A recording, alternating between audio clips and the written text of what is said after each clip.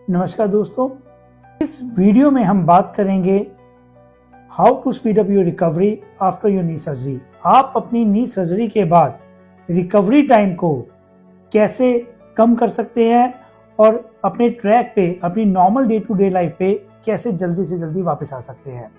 नमस्कार दोस्तों, मेरा नाम डॉक्टर विवेक बंसल है। मैं एक कंधे और घुटने का विशेषज्ञ हूँ। चलिए शुरू करते हैं। ऑपरेशन से सभी को डर लगता है। अगर आप कोई भी ऑपरेशन करवाते हैं, चाहे कंधे का हो चाहे घुटने का हो, एक आम इंसान है, उसके मन में हमेशा शक रहता है कि क्या मैं ऑपरेशन के बाद अपनी डे टू डे एक्टिविटीज़ को नॉर्मल गेन कर पाऊंगा? क्या मैं जो काम पहले करता था इंजरी से पहले वो सेम टू सेम काम कर पाऊंगा? क्या मेरा पेन मैनेजमेंट सर्जरी के बाद ठीक हो जाएगी? क्या मैं अपनी लाइफ को दोबारा से एंजॉय कर पाऊंगा? बहुत सारे ऐसे सवाल हैं जो पेशेंट के मन में आते हैं जब वो नी सर्जरी करवाने का डिसाइड करता है। तो इस वीडियो में हम बात करेंगे कि आप सर्जरी करवाने के बाद, पर्टिकुलरली नी या शोल्डर सर्जरी करवाने के बाद, आप अपनी ज़िंदगी को वापस ट्रैक पे कैसे जल्दी से जल्दी वापस ले आ सकते हैं। सबसे पहली जो तरीका है वो है to know your surgery in detail. तो जैसे कि नी सर्जरी की अगर हम बात करें तो आप अपने सर्जन से पूछिए कि वो आपकी जो सर्जरी है वो किस तरीके से करेंगे। क्या वो दूरबीन से सर्जरी करना चाह रहे हैं या उसको ओपन करना चाह रहे हैं, या उनको क्या क्या चीज़ों की ज़रूरत पड़ सकती है, वो कौन सा इम्प्लांट लगाएंगे और कितने ड्यूरेशन की वो सर्जरी रहेगी। इन चीज़ों का पता करने से पेशेंट का जो माइंडसेट है वो ऑलरेडी किसी ना कहीं पॉजिटिव तरीके से रहता है और पेशेंट को अच्छे से इसका पता चल जाता है। इसके साथ साथ आप अपने डॉक्टर से ये भी पूछ सकते हैं कि मेरा रिकवरी टाइम कितना रहेगा। ऑपरेशन के बाद कितनी देर बाद मैं चल पाऊंगा, या ऑपरेशन के कितने दिनों के बाद मैं नॉर्मल तरीके से भाग या दौड़ पाऊंगा। ऐसा करने से अगर आप किसी जॉब करते हैं वहाँ से आप अपनी लीव की सिक लीव जो भी है वो ले सकते हैं, या अपना मेडिकल इंश्योरेंस से अपनी बात कर सकते हैं। इन चीज़ों का डिटेल में पता होने से आपका जो माइंडसेट है वो उस तरीके से काम करना शुरू कर देता है। दूसरा तरीका है अपने रीहैब को जानना। ऑपरेशन के बाद बहुत सारी एक्सरसाइज ऐसी होती हैं जो डॉक्टर आपको समझाते हैं, लेकिन उसी एक्सरसाइज को ऑपरेशन से पहले जानना बहुत ज़रूरी है। ऑपरेशन से पहले आपका जो पेन है वो बिल्कुल ही नहीं है। तो ऐसे में जितनी भी रिहेबिलिटेशन एक्सरसाइज है, जो स्ट्रेंथनिंग वाली एक्सरसाइज है, अगर आपको महीना पहले उसको शुरू कर देते हैं तो आपका थोड़ा सा मसल बिल्डअप हो जाता है। ऐसे में आपका जो माइंडसेट है वो हमेशा पॉजिटिव रह जाता है और ऑपरेशन के जस्ट बाद आपको ऑलरेडी ये पता होता है कि आपको कौन कौन सी एक्सरसाइज करनी है और क्या उसका सही तरीका है वो एक्सरसाइज करने का।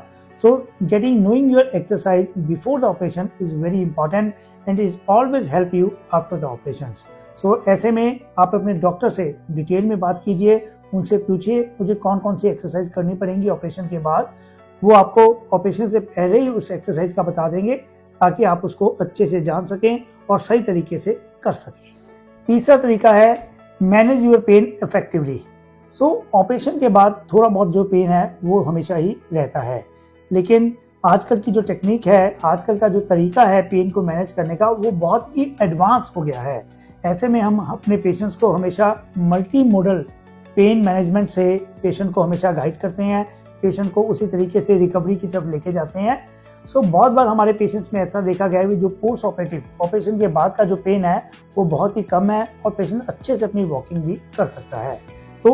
Getting know about your pain management after the operation is very important. आप अपने डॉक्टर से बात कीजिए कि ऑपरेशन के बाद कितना पेन होगा और उस पेन को आप किस तरीके से मैनेज करेंगे, कितने दिन में वो हॉस्पिटलाइजेशन के बाद अपने घर जा सकते हैं और घर जाकर आपको क्या मेडिसिन लेनी पड़ेगी जिसके आपका पेन बिल्कुल ठीक रहे।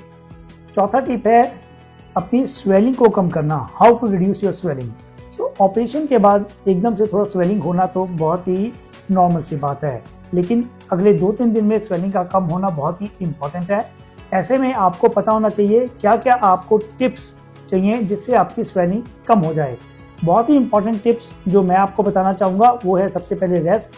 आप अपने पैर को रेस्ट मोड पे रखें ताकि उसका स्वेलिंग कम हो जाए। दूसरा, आप हमेशा पैर को थोड़ा सा एलिवेट करके रखें।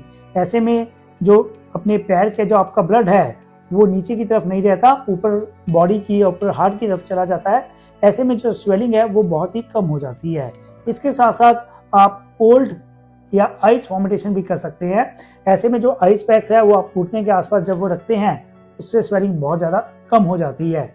इसके साथ साथ कुछ ऐसी मेडिसिन भी हैं जो आपकी स्वेलिंग को कम करती हैं। सो इन चारों चीज़ों को आपको अच्छे से पता होना चाहिए और आपको क्या सिम्टम्स या साइंस हैं स्वेलिंग के बढ़ने के वो भी पता होना चाहिए, और इसके बारे में आप अपने डिटेल से आप डॉक्टर के साथ पूछिए।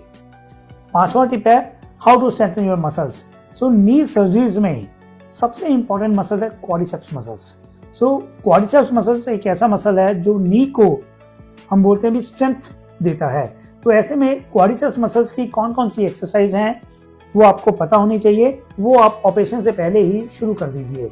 सो ऑपरेशन के बाद अगर आप अपने फिजियो की मदद से, अपने डॉक्टर की मदद से क्वाड्रिसेप्स मसल्स पे काम करेंगे और क्वाड्रिसेप्स मसल को स्ट्रेंथनिंग करने वाली एक्सरसाइज करेंगे तो आपकी जो रिकवरी का टाइम है वो बहुत ही फास्ट हो जाएगा और इसके साथ साथ आप अपने पैरों पर जल्दी से जल्दी खड़े हो जाएंगे।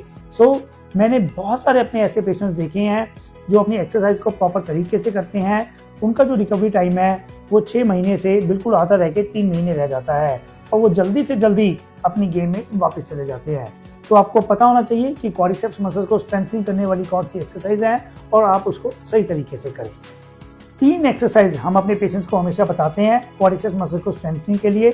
सबसे पहले आप अपने लेग को एलिवेट कीजिए। लेग एलिवेशन एक बहुत ही इंपॉर्टेंट एक्सरसाइज है। ऐसे में आपके क्वाड्रिसेप्स के ऊपर जोर पड़ता है और धीरे धीरे वो ताकतवर बनता है। नंबर 2 जो एक्सरसाइज है वो है नी बेंडिंग। सो नी बेंडिंग करने से आपका जो मूवमेंट है, रेंज ऑफ मोशन है, वो बहुत ही बढ़िया तरीके से रीगेन होता है और बाद में आपको स्टिफनेस की बिल्कुल भी दिक्कत नहीं आती। तीसरा है आप अपनी बेड के ऊपर या अपने किसी के ऊपर चेयर के ऊपर बैठ के अपनी टांग को सीधा करना। ये भी एक बहुत इंपॉर्टेंट एक्सरसाइज है। इसके साथ भी आपको जो क्वाड्रिसेप्स मसल्स है वो आपका काफ़ी स्ट्रॉन्ग हो जाएगा। 6 और आखिरी टिप है so make a group of people who have a positive mindset और जिसकी ऑलरेडी सर्जरी हो चुकी। सो एक पॉजिटिव जो माइंडसेट है वो सबसे इम्पॉर्टेंट चीज़ है। किसी भी चीज़ को हम लोग अगर कोई भी सर्जरी करवा रहे हैं तो आप अपना जो ग्रुप है एक ऐसा क्रिएट कीजिए जिनमें ऐसे लोग हों जिनकी नी सर्जरी हुई हो और उनका पॉजिटिव माइंडसेट हो। ऐसे लोग आपका हमेशा ही हेल्प करते हैं आपकी रिकवरी को कम करने के लिए या आप आपकी रिकवरी की स्पीड को फास्टन करने के लिए। तो आप ऐसे में हमारे साथ भी व्हाट्सएप या इंटरनेट के थ्रू बात कर सकते हैं या हमारे कुछ पेशेंट्स के साथ भी आप बात कर सकते हैं। सो मैं उम्मीद करता हूं दोस्तों ये जो 6 टिप्स हैं आप इसको साथ लेके चलेंगे और आपको अगर आपने कोई नी सर्जरी करवाई है तो ये आपको 6 के 6 टिप्स हेल्प करेंगे। अगर आपको कोई भी नी इंजरी रिलेटेड इंफॉर्मेशन चाहिए हो तो आप हमें नीचे लिखे हुए नंबर से संपर्क कर सकते हैं। और अगर आपको हमारा ये वीडियो अच्छा लगा तो प्लीज़ इसको लाइक करें, सब्सक्राइब करें और बेल आइकन को दबाएं। बहुत बहुत शुक्रिया। नमस्कार।